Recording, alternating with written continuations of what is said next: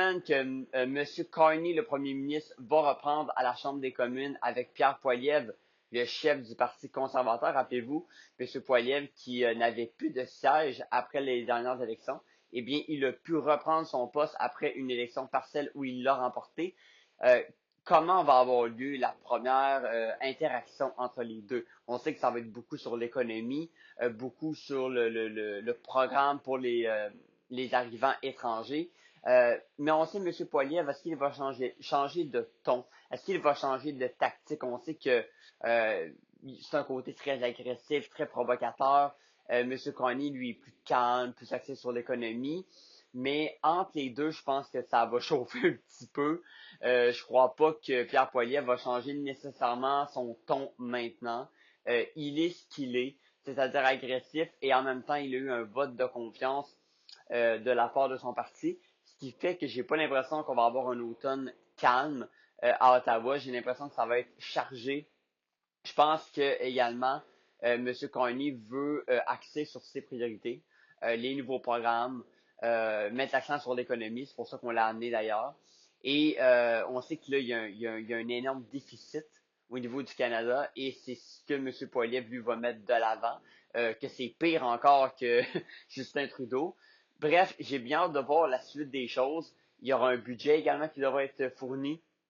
Mais clairement que beaucoup d'enjeux, c'est pas ça qui manque à travers les négociations avec Donald Trump toujours.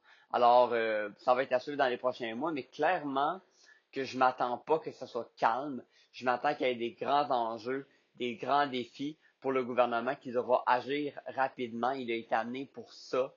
Il n'a pas été amené pour avoir des résultats dans quelques mois, mais bien maintenant. Et jusqu'à maintenant, il fait quand même ce qu'il avait dit qu'il allait faire. Par contre, j'ai pas vu évidemment de résultats concrets parce que ça prend du temps. Donc, dans les prochains mois, on devra avoir une idée beaucoup plus claire de l'idéologie du gouvernement Carney. Selon une étude du Devoir, les jeunes ne seraient pas inquiets par le taux de chômage quand même élevé au Canada présentement. Et je trouve ça intéressant. Pourquoi je voulais en parler, c'est que oui, c'est vrai que c'est de plus en plus compliqué d'avoir un travail, mais ça dépend des domaines. Ça, je suis d'accord avec l'étude parce que c'est vrai que quand, exemple, on étudie en enseignement, il manque de profs. Quand on étudie en médecine, tu n'auras jamais de problème à avoir un travail. Alors, je pense que toutes ces inquiétudes-là viennent, oui, mais de domaines beaucoup plus ciblés, où c'est quand même compliqué de plus en plus, on ferme des stations de radio. Mais le vrai défi, selon cette étude-là, et je l'ai constaté moi-même, c'est d'aller chercher des stages. Pourquoi? C'est que les employeurs maintenant, puis j'étais d'accord avec ce que j'ai lu, ont besoin d'employés expérimentés, de main-d'œuvre pour travailler maintenant efficacement.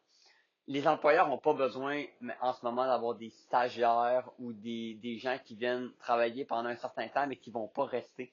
C'est pas ça présentement qui intéresse les employeurs. Alors, ça, c'est un grand défi. Puis pour connaître beaucoup d'amis qui sont dans des domaines comme le travail social ou autre, c'est vrai que trouver un stage, trouver exactement où se placer, trouver un titulaire de stage, on va dire quelqu'un qui va superviser, c'est vraiment compliqué. Et c'est ça le défi, mais on n'a pas le choix. Si on veut développer des travailleurs de renom, des bons travailleurs dans les domaines, ben, faut qu'il y ait des stages compétents, avec des personnes qui sont capables de les aider adéquatement. Alors, je pense que c'est ça le défi. Puis quand on parle de taux de chômage, ben, c'est évidemment, je pense que c'est garder les domaines. Si on parlait beaucoup des tarifs douaniers avec M. Trump, ben, il y a des domaines qui, malheureusement, amènent à avoir un taux de chômage plus élevé si les entreprises engagent moins parce qu'ils ont moins les revenus. Alors, il y a tous ces défis-là à manœuvrer. Moi, si je parle pour moi personnellement, est-ce que je suis inquiet du taux de chômage chez les jeunes? Oui puis non. Je pense qu'il faut. Je t'inquiète d'un côté parce qu'on n'aime jamais voir le chômage monter, on s'entend. Puis je pense que c'est à surveiller au pays pour les prochaines années. Par contre, en même temps, je pense qu'il faut relativiser parce que tous les pays du monde présentement vivent une recrudescence. On n'est clairement pas la pire province ni le pire pays par rapport à ça. Je pense qu'on est dans une ère de changement, une ère d'évolution. Alors, il faut clairement suivre cette évolution-là puis voir à quel point on peut se réinventer pour éviter les contre-coups. Mais je dirais pas que non, j'ai une inquiétude marquée à ce niveau-là.